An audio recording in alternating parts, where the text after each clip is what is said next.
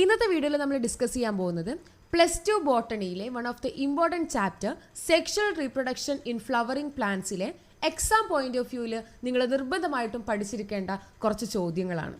So first question എന്ന് പറയുന്നത് what are the 4 wall layers of anther? ആന്തറിൻ്റെ 4 wall layers ഏതൊക്കെയാണ്?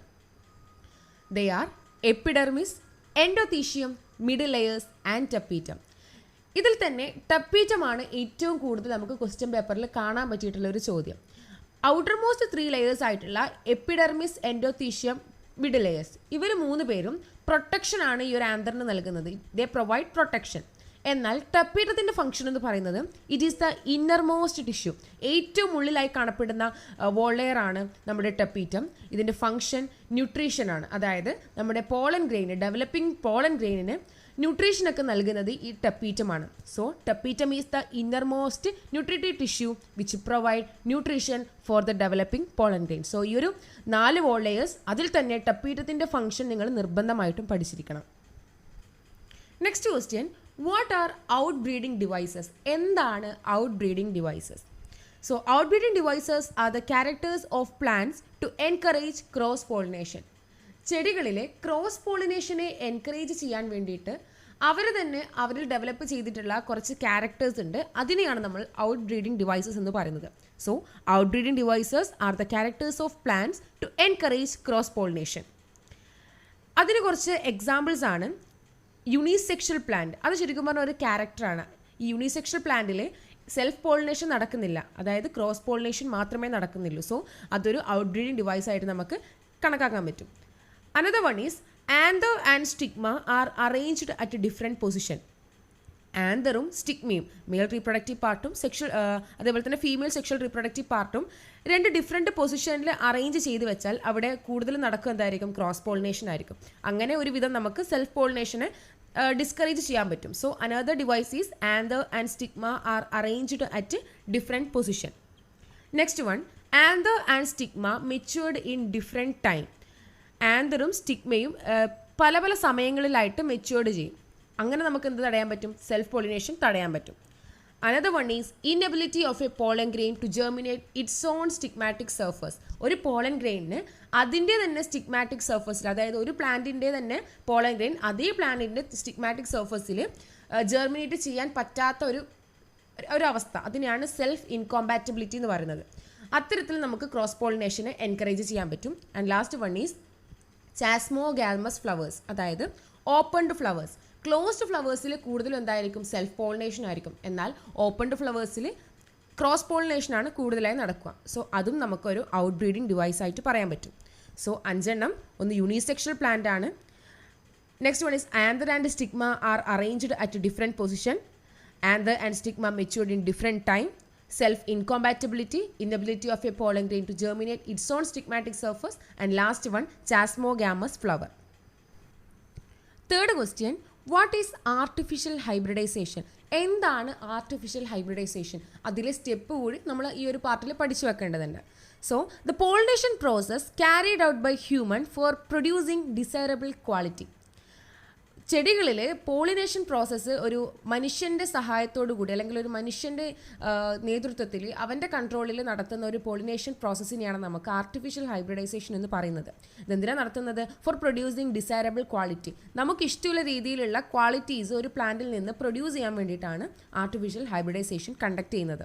So the pollination process carried out by human for producing desirable quality is called artificial hybridisation. ഇതിലെ steps എന്ന് പറയുന്നത്, the first step selection of superior parents. Suitable ആയിട്ടുള്ള പ്ലാന്റിന്, അതായത് ആ parent പ്ലാന്റിന് നമ്മൾ സെലക്ട് ചെയ്യുന്നതാണ് first step, selection of superior parents. Second one, emasculation. ഈ ഇമാസ്കുലേഷൻ എന്ന് പറയുന്നത് ഈ ഒരു സ്റ്റെപ്പിന് നമുക്ക് വേണമെങ്കിൽ ഈ ഒരു ആർട്ടിഫിഷ്യൽ ഹൈബ്രിഡൈസേഷൻ എന്ന പാർട്ടിൽ വേണമെങ്കിൽ ചോദിക്കാതെ സെപ്പറേറ്റ് ആയിട്ടൊരു 1 മാർക്കിൻ്റെ ക്വസ്റ്റ്യൻ ആയിട്ടും ഇമാസ്കുലേഷൻ, ബാഗിംഗ് ഒക്കെ നമുക്ക് എക്സ്പെക്ട് ചെയ്യാൻ പറ്റും. So second step is emasculation. എന്താണ് emasculation? Cutting and removal of the anther from bisexual flower in bud stage to prevent self pollination. Self pollination avoid ചെയ്യാൻ വേണ്ടിയിട്ട് ഒരു ബൈസെക്ഷൽ ഫ്ലവറിലെ ആന്തറിനെ കട്ട് ചെയ്ത് റിമൂവ് ചെയ്യുന്നു.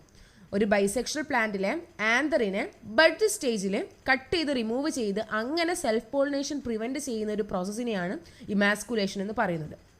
So emasculation is the process of cutting and removal of anther from a bisexual flower in bud stage to prevent self-pollination. Third step is bagging. നമ്മളിങ്ങനെ cut ചെയ്ത് remove ചെയ്ത് മാറ്റിയിട്ടുള്ള ആന്ത്രക്ക് റിമൂവ് ചെയ്ത് മാറ്റിയിട്ടുള്ള ഫ്ലവറിനെയാണ് ഇമാസ്കുലേറ്റഡ് flower എന്ന് പറയുന്നത്. ഈ ഒരു ഇമാസ്കുലേറ്റഡ് ഫ്ലവറിനെ ഒരു ബട്ടർ പേപ്പർ വെച്ച് അല്ലെങ്കിൽ ഒരു പോളിത്തീൻ ഷീറ്റ് വെച്ച് നമ്മൾ കവർ ചെയ്യും. ആ ഒരു പ്രോസസ്സാണ് bagging. The covering of emasculated flower using a butter paper or polythene sheet. ഇതെന്തിനാണ് നടത്തുന്നതെന്ന് വെച്ചാൽ to prevent unwanted pollen grains ആണ്. മറ്റ് നമുക്ക് വേണ്ടാത്ത പോളൻ ഗ്രെയിൻസ് ഒന്നും നമ്മുടെ ചെടിയിൽ വന്ന് വീഴാതിരിക്കാൻ വേണ്ടിയിട്ടാണ് ഈ ഒരു സ്റ്റെപ്പ് നമ്മൾ കണ്ടക്ട് ചെയ്യുന്നത്. Fourth step deposition of desirable pollen grain. നമുക്ക് ആവശ്യമായിട്ടുള്ള പോളൻ ഗ്രെയിൻ നമ്മൾ അതിൽ ഡെപ്പോസിറ്റ് ചെയ്യുന്നു. Fifth step rebagging. ഈ ഡെപ്പോസിഷന് ശേഷം നമ്മൾ വീണ്ടും ഈ ഒരു ഫ്ലവറിനെ കവർ ചെയ്ത് വെക്കണം. So rebagging means the covering of emasculated flower after the deposition of desired pollen grain. And the last step is development of next generation. നമ്മൾ ഇത്രയും ഒരു പ്രോസസ്സ് നടത്തി കഴിഞ്ഞാൽ നമുക്കൊരു പുതിയൊരു ജനറേഷനെ ഡെവലപ്പ് ചെയ്യാൻ പറ്റും. സോ ആർട്ടിഫിഷ്യൽ ഹൈബ്രിഡൈസേഷനും അതിൻ്റെ 6 സ്റ്റെപ്പുകളും ഇമ്പോർട്ടൻ്റ് ആയിട്ട് പഠിച്ചു വെക്കണം. Next question, right the difference between exine and intine. എക്സൈനും ഇൻടൈനും തമ്മിലുള്ള ഡിഫറൻസ് നോട്ട് ചെയ്യാനാണ് പറഞ്ഞിട്ടുള്ളത്. എക്സൈനും ഇൻടൈനും എന്ന് പറയുന്നത് നമ്മുടെ പോളൻ ഗ്രെയിനിൻ്റെ വോൾ ലെയേഴ്സ് ആണ്. സോ എക്സൈൻ എന്ന് പറഞ്ഞാൽ it is the outer most discontinuous wall layer. Pollen ഗ്രെയിനിൻ്റെ ഏറ്റവും പുറത്ത് കാണപ്പെടുന്ന ഡിസ്കണ്ടിന്യൂസ് ആയിട്ടുള്ള വോൾ ലെയർ ആണ് എക്സൈൻ എന്ന് പറയുന്നത്. And it is made up of sporopollenin. Exine ഉണ്ടാക്കിയിരിക്കുന്നത് സ്പോറോപൊളനിൻ എന്ന് പറയുന്ന ഒരു കെമിക്കൽ മെറ്റീരിയൽ വെച്ചിട്ടാണ്. അത് വെറും ഒരു കെമിക്കൽ മെറ്റീരിയൽ അല്ല, it is one of the most resistant organic material. അതിന് പല സ്ട്രെസ്ഡ് കണ്ടീഷനായിട്ടുള്ള ഹൈ ടെമ്പറേച്ചർ ആകട്ടെ, അസിഡിക് മീഡിയ ആകട്ടെ, അത്തരത്തിലുള്ള എല്ലാ സ്ട്രെസ്ഡ് കണ്ടീഷനൊക്കെ റെസിസ്റ്റ് ചെയ്യാൻ പറ്റിയിട്ടുള്ള one of the most resistant ആയിട്ടുള്ള ഓർഗാനിക് മെറ്റീരിയലാണ് ഈ ഒരു സ്പോറോപൊളനിൻ.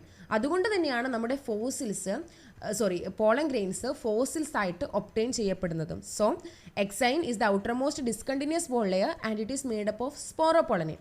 And sporopollen is one of the most resistant organic material, hence the pollen grains are obtained as fossils. ഇനി ഈ ഒരു എക്സൈൻ ഡിസ്കണ്ടിന്യൂസ് ആണെന്ന് പറഞ്ഞല്ലേ, അതെന്തുകൊണ്ടാണ്? ഈ ഒരു എക്സൈനിൽ കാണപ്പെടുന്ന ഒരു പാർട്ടാണ് ജേം പോർ. അതായത് എക്സൈനിൽ സ്പോറോപൊളനിൻ ഇല്ലാത്തൊരു സ്ഥലമുണ്ട്, ആ സ്ഥലത്തിനാണ് നമ്മൾ ജേം പോർ എന്ന് പറയുന്നത്. അതുകൊണ്ടാണ് എക്സൈൻ ഡിസ്കണ്ടിന്യൂസ് ആണെന്ന് പറയുന്നത്. ഈ ഒരു ജേം പോറിൻ്റെ ഫംഗ്ഷൻ എന്ന് പറഞ്ഞാൽ പോളൻ ട്യൂബ് ജെർമിനേഷൻ ആണ്. അതിലൂടെയാണ് നമ്മുടെ പോളൻ ട്യൂബ് ജെർമിനേറ്റ് ചെയ്ത് പുറത്തോട്ട് വരുന്നത്. ഇനി നമുക്ക് ഇൻടൈൻ നോക്കാം. Intine is the innermost continuous wall layer. എക്സൈൻ്റെ ഉള്ളിലായി കാണപ്പെടുന്ന, അതായത് പോളൻ ഗ്രെയിനിൻ്റെ ഒരു ഇന്നർമോസ്റ്റ് വോൾ ലെയർ ആണ് ഇൻടൈൻ. അത് ഡിസ്കണ്ടിന്യൂസ് അല്ല എക്സൈനെ പോലെ, it is continuous. And also it is made up of cellulose, hemicellulose and pectin.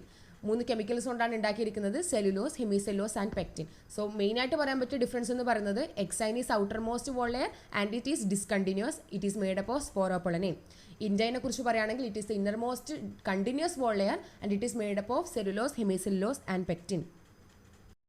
മറ്റൊരു ഷുവർ ക്വസ്റ്റ്യൻ ആണ്, briefly explain about double fertilization. Double ഫെർട്ടിലൈസേഷനെ കുറിച്ചൊരു ചോദ്യം നമുക്ക് എക്സാം പേപ്പറിൽ എക്സ്പെക്ട് ചെയ്യാൻ പറ്റുന്ന ഒരു പാർട്ട് ഓഫ് ക്വസ്റ്റ്യൻ ആണ്.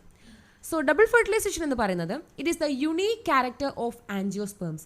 ആൻജിയോസ്പേംസിൽ മാത്രം കാണപ്പെടുന്ന ഒരു പ്രത്യേകതര ഒരു ക്യാരക്ടറാണ് ഈ ഒരു ഡബിൾ ഫെർട്ടിലൈസേഷൻ എന്ന് പറയുന്നത്. പേര് പോലെ തന്നെ ഇത് 2 തരത്തിലുള്ള ഫെർട്ടിലൈസേഷൻ ഇൻക്ലൂഡ് ചെയ്യുന്നുണ്ട്, syngamy and triple fusion. So double fertilisation is the unique character of angiosperm and it include 2 types of fertilisation, syngamy and triple fusion. ഇതിൽ സിംഗമി എന്താണെന്ന് നോക്കിയാലോ. Syngamy is the fusion of male and female gamete to form a diploid zygote. Syngamy എന്ന് പറയുന്നത് നോർമലായിട്ട് നമ്മുടെ ബാക്കി പ്ലാന്റ്സിലൊക്കെ കാണപ്പെടുന്ന fertilisation തന്നെയാണ്. നമ്മുടെ എംബ്രിയോ സാക്കിലേക്ക് 2 മെയിൽ ഗമീറ്റ് എത്തുന്നുണ്ട്. അതിലൊരു മെയിൽ ഗമീറ്റ് എഗ് സെല്ലുമായിട്ട് ഫ്യൂസ് ചെയ്യും, അതായത് ഫീമെയിൽ ഗമീറ്റുമായിട്ട് ഫ്യൂസ് ചെയ്ത് ഒരു ഡിപ്ലോയിഡ് സൈഗോട്ട് ഫോം ചെയ്യും. ആ ഒരു പ്രോസസ്സിനെയാണ്, ആ ഒരു ഫെർട്ടിലൈസേഷനെയാണ് നമ്മൾ സിംഗമി എന്ന് വിളിക്കുന്നത്. The fusion of male and female gamete to form a diploid zygote. എന്നാൽ ട്രിപ്പിൾ ഫ്യൂഷൻ എന്ന് പറയുന്നത് എംബ്രിയോ സാക്കിലേക്ക് വന്നിട്ടുള്ള മറ്റ് രണ്ടാമത്തെ ഒരു മെയിൽ ഗമീറ്റ് ഉണ്ടല്ലോ, അത് ഈ ഒരു എംബ്രിയോ സാക്കിൻ്റെ പോളാർ ന്യൂക്ലിയുമായിട്ട് ഫ്യൂസ് ചെയ്യും. അങ്ങനെ ഫ്യൂസ് ചെയ്തുകൊണ്ട് ഒരു triploid primary endosperm nucleus form ചെയ്യും. So, fusion of another male gamete with the polar nuclei to form a triploid primary endosperm nucleus. ഈ ഒരു പ്രോസസ്സിനെയാണ് നമ്മൾ ട്രിപ്പിൾ ഫ്യൂഷൻ എന്ന് പറയുന്നത്. സിംഗമി എന്ന് പറഞ്ഞാൽ മെയിൽ ഗമീറ്റും ഫീമെയിൽ ഗമീറ്റും ഫ്യൂസ് ചെയ്തുകൊണ്ട് ഒരു ഡിപ്ലോയിഡ് സൈഗോട്ട് ഫോം ചെയ്യുന്നു. ട്രിപ്പിൾ ഫ്യൂഷൻ എന്ന് പറഞ്ഞാൽ അനദർ മെയിൽ ഗമീറ്റ് നമ്മുടെ പോളാർ ന്യൂക്ലിയയുമായിട്ട് ഫ്യൂസ് ചെയ്ത് ഒരു triploid primary endosperm nucleus form ചെയ്യുന്നു. ഇതിനെയാണ് നമ്മൾ സിംഗമി ട്രിപ്പിൾ ഫ്യൂഷൻ, അതായത് ഡബിൾ ഫെർട്ടിലൈസേഷൻ എന്ന് മൊത്തത്തിൽ വിളിക്കുന്നത്. Next question, differentiate between apomixis and parthenocarpy. അപ്പോമിക്സിസും പാർത്തനോകാർപ്പിയും തമ്മിൽ ഡിഫറൻസ് നോട്ട് ചെയ്യാനാണ് പറയുന്നത്. സോ അപ്പോമിക്സിസ് എന്ന് പറയുന്നത് the process of formation of seed without fertilisation ആണ്. ഒരു പ്ലാന്റിൽ ഫെർട്ടിലൈസേഷൻ നടക്കാതെ സീഡ് ഫോം ചെയ്യുന്ന ഒരു പ്രോസസ്സിനെയാണ് നമ്മൾ അപ്പോമിക്സിസ് എന്ന് പറയുന്നത്. The process of formation of seed without fertilisation is called apomixis. എന്നാൽ പാർത്തനോകാർപ്പി എന്ന് പറയുന്നത് it is the process of formation of fruit without fertilisation. ഒരു പ്ലാന്റിൽ ഫ്രൂട്ട് ഉണ്ടാകുകയാണ് വിത്തൗട്ട് ഫെർട്ടിലൈസേഷൻ നടക്കാതെ ഫ്രൂട്ട് ഉണ്ടാകുന്ന പ്രോസസ്സിനെയാണ് പാർത്തനോകാർപ്പി എന്ന് പറയുന്നത്. ഇത് രണ്ടും ഡിഫറൻഷിയേറ്റ് ചെയ്യാൻ വേണ്ടിയിട്ട് ചോദിക്കാം, അല്ലെങ്കിൽ സെപ്പറേറ്റ് ആയിട്ട് ഒരു 1 മാർക്ക് ക്വസ്റ്റ്യൻ ആയിട്ടും നമുക്ക് എക്സ്പെക്ട് ചെയ്യാൻ പറ്റും. സോ ഇത്രയും ക്വസ്റ്റ്യൻസ് ആണ് ഈ ഒരു ചാപ്റ്ററിൽ നിങ്ങൾ ആദ്യം തന്നെ ഇമ്പോർട്ടൻ്റ് ആയിട്ട് പഠിച്ചു വെക്കേണ്ടത്. ഇതിന് ശേഷം മാത്രം നിങ്ങൾ ബാക്കിയുള്ള ടോപ്പിക്സ് നോക്കാം. സോ ഇന്നത്തെ വീഡിയോ നിങ്ങൾക്ക് ഹെൽപ്ഫുൾ ആയിട്ടുണ്ടെന്ന് തോന്നുകയാണെങ്കിൽ വീഡിയോ ലൈക്ക് ചെയ്യുക, ഫ്രണ്ട്സിനൊക്കെ ഷെയർ ചെയ്യുക, ചാനൽ സബ്സ്ക്രൈബ് ചെയ്യുക കൂടെ ചെയ്യുക. So thanks for watching.